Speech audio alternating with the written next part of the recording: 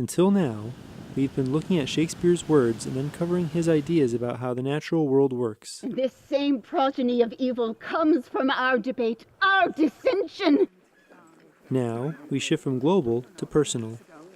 Shakespeare's big ideas about nature are rooted in his upbringing. Well, Shakespeare grew up, in the country. Actually, he grew up in a market town, but in the Midlands, in England's rural breadbasket. Warwickshire was a county full of forests, farms, and rivers. In a lot of ways, it sounds like the Red Hills region straddling the Florida-Georgia border. In that light, Stratford-upon-Avon would be similar to Thomasville or Tallahassee. A sizable market town in the Midlands in the 16th century is a place in intimate connection with the natural world. Isn't that just fun? Colbert Sturgeon lives off the grid in nearby Valdosta, Georgia.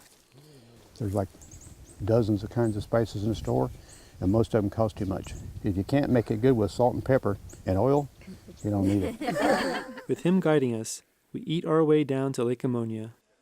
I've been making a lifetime study of looking at the forest as not only beauty, but a hardware store, a food pantry, a grocery store, and even a pharmacy. In A Midsummer Night's Dream, Shakespeare uses wild herbs to set up a major plot point. In Act 2, Scene 1, Oberon schemes with Puck to humiliate his estranged wife, Titania. He describes an instance where Cupid's arrow goes astray. Yet marked I where the bolt of Cupid fell. It fell upon a little western flower, before milk white, now purple with love's wound. And maidens call it love in idleness.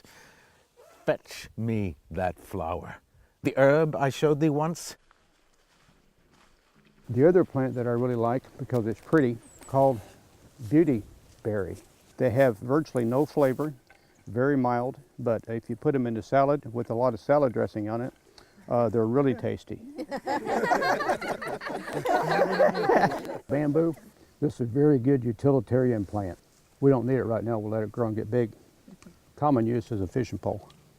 The thing I like about this plant is it grows very fast in the spring growing season, and anything that's young and tender on the end tastes like fresh green asparagus. And it's a wild forage. I just put it in my mouth and nibble off the end of it, and the whole thing is edible, but the older leaves are kind of tough. This is a persimmon tree. These are just about the right consistency where I would have a friend test it for me. I've already had the experience. There's no need me learning a rough lesson twice. I'll let someone else have another life experience. A memorable experience, I think is what they call it. While Colbert has been showing his plants with positive uses, Oberon's love and idleness is of a more nefarious nature. Fetch me that flower, the herb I showed thee once. The juice of it on sleeping eyelids laid will make a man or woman madly dote upon the next live creature that it sees. Fetch me this herb, and be thou here again ere the Leviathan can swim a league. I'll put a girdle round about the world in 40 minutes. I'll watch Titania when she is asleep and drop the liquor of it in her eyes. The idea of applying herbal simples to cause people to fall in love, of course, it goes all the way back to classical times. One of the main things to point out about it is that it rests upon a long-standing folkloric tradition that in which various kinds of herbal simples function as medicine, as preventatives and as curatives, and also in some cases as aphrodisiacs. The next live thing that she looks upon, be it lion, bear, or wolf, or bull, on meddling monkey or on busy ape, shall she pursue it with the soul of love.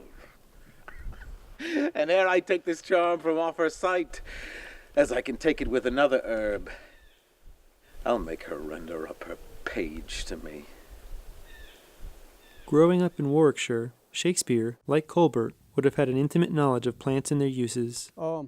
Somebody help me, if we're going to make a fire, somebody help me gather some sticks.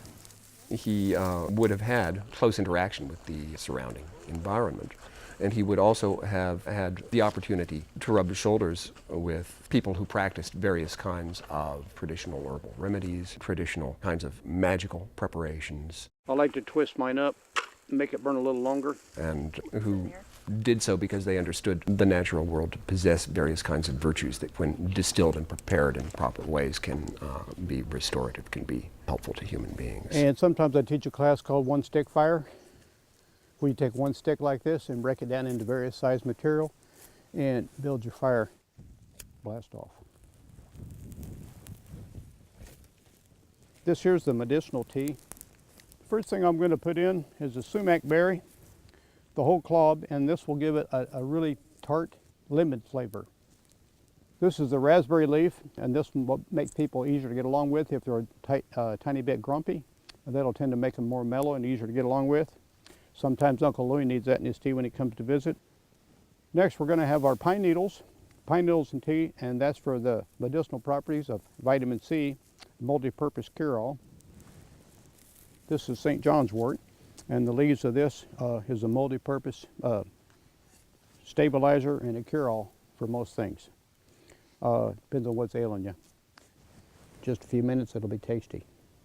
See the steam coming off the tea? We haven't brought any cups or straws. Bring that stick over here. You get one of those knives with a serrated edge so it doesn't have to be sharp. It'll just chew it in two. One thing I like about nature is you never get done learning. It's kind of like comparing it to the alphabet. There's, I think, 26 letters, but once you learn them all, there's unbelievable amounts of ways you can put those letters together and make words. Words put together make ideas. Ideas put together make paragraphs. Paragraphs make books. And that's the way with nature. As we've seen today, Tall Timbers is full of scenic spots, but it is private property. Consult their website for public events on their campus. Next week, we conclude EcoShakespeare with the classical Great Chain of Being, Algae, and Manatees at Wakulla Springs.